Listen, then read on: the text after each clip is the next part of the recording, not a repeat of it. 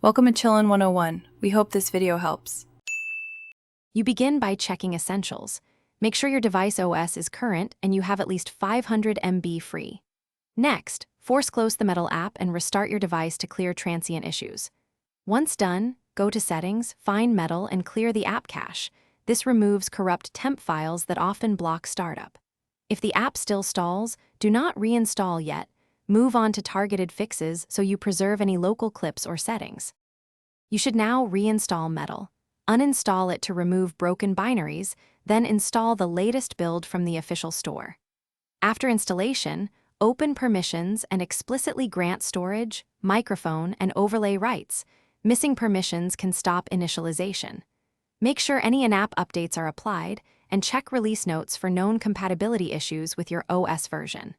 If problems persist, try launching with Wi-Fi on and background apps closed to eliminate network or resource conflicts. Finish by collecting logs. In Metal settings, enable debug logging, reproduce the failure, and save the logs. You then contact support with the logs, device model, OS build, and exact steps you took. Meanwhile, test the app on another device or an emulator to determine if the issue is device-specific. If nothing works, back up your data and consider a factory reset as a last resort.